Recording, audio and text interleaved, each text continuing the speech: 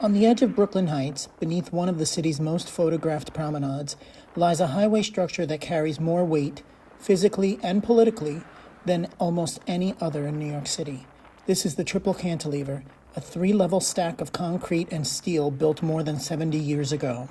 And today, it sits at the center of one of the most complicated infrastructure challenges in America. Robert Moses just jammed this thing through with no thought or concern for the neighbors. Looking at it holistically, right, we suffer with one of Robert Moses's mistakes. It started with Robert Moses, who put this thing here in a way that's not sustainable. The design was bold, even unusual. Engineers essentially anchored each roadway into the hillside like a shelf, with one stacked on top of the other. It solved a construction challenge, but it also reshaped the neighborhood forever. Robert Moses pushed the project through in the 1950s, saving the neighborhood from demolition, but leaving behind a structure that was never meant to support this much traffic for this long. The history of the cantilever is interesting.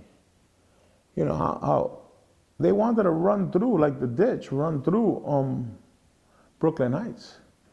But Brooklyn Heights has always been affluent and have political connections or whatever. And they said, no way, you're not doing that here. You know, Brooklyn Heights has always been a neighborhood that has had resources and well-connected, powerful people. And we were able to put those things to use in order to get a better result for the BQE, than some other places. Living next to the BQE means sleepless nights for some and concerns about air quality for many. And above it all, the promenade, one of the city's most beloved public spaces, sits supported by the same aging concrete that carries thousands of vehicles below. I can't open my windows. I don't. It's a black soot that comes up from it. It's not dust. It's like an oily dust. And we've been breathing this in for years. We know that all across the BQE, the rates of asthma are higher. I have a severely autistic son. He's 17 years old. He still wears Pampers, doesn't say a word. And in doing my research on autism and all of that, one of the biggest longitudinal studies that they did in California was they found that alongside the highways there was much more incidences of autism. So to me, it's near and dear. Like I don't want anybody to go through what I'm going through, or any other child to be damaged like this. In 2020, the mayor's expert panel on the BQE warned that deterioration was accelerating. The panel noted that without intervention, portions of the Triple Cantilever would become unsafe within the next decade. Their report emphasized significant corrosion, concrete distress, and overweight truck traffic as critical threats. For nearby residents, the BQE is more than a structural problem, it's a quality of life issue. The expert panel highlighted that neighborhoods along the corridor face elevated noise and pollution levels due to constant traffic. They urged the city to consider long-term solutions that balance transportation needs with community health. It's also been a bit of a political hot potato because you do have this shared jurisdiction between New York City and New York State, and those two entities don't always get along. They don't always like to talk to each other.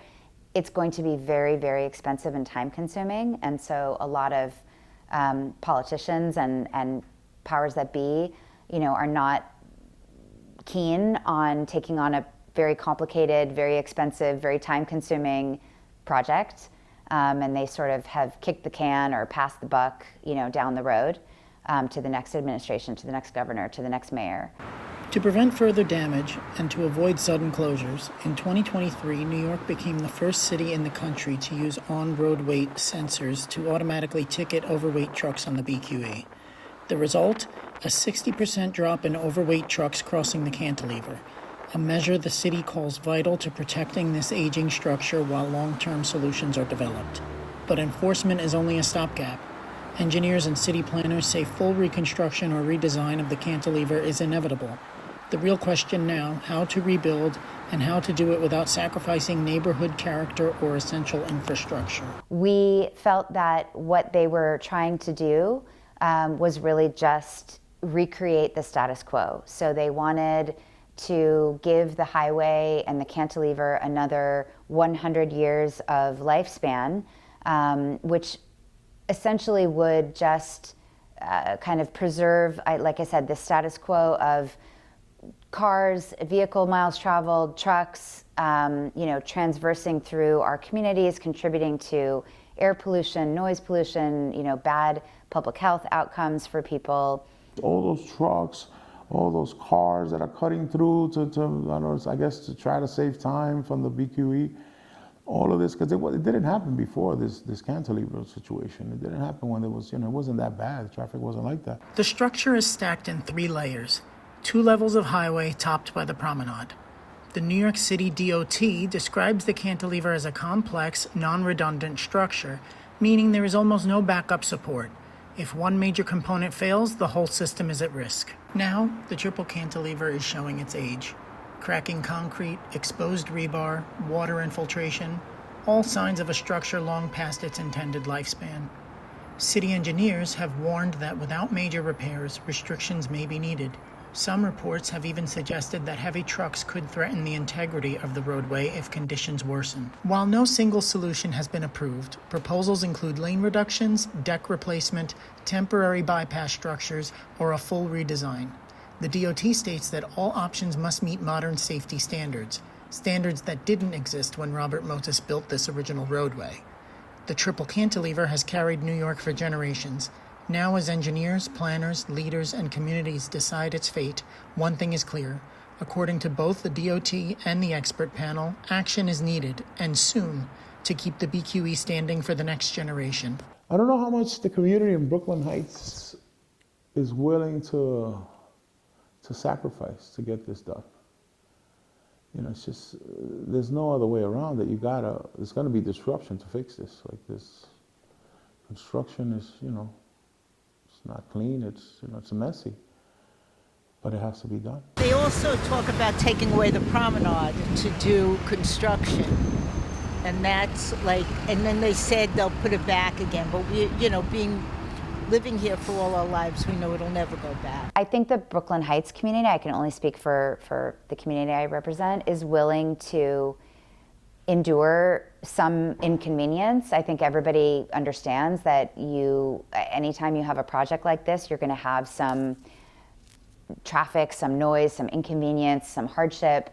But what we want to make sure is that on the other side of that, we're getting something really great. Over the last decade, proposals to fix the cantilever have repeatedly stalled. One controversial plan would have temporarily turned the promenade into a 6-lane highway, sparking fierce backlash from the community. Other ideas, from tunnels to decked-over parks, have surfaced and faded as costs rose and political leadership changed.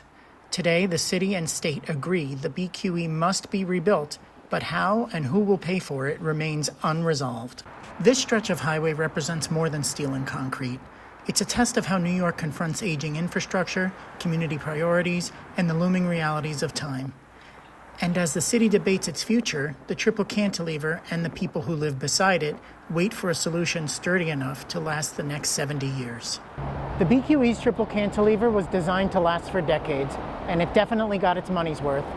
Now what happens next is the billion-dollar question. I'm Giovanni Ravalli, and I'll see you on the road.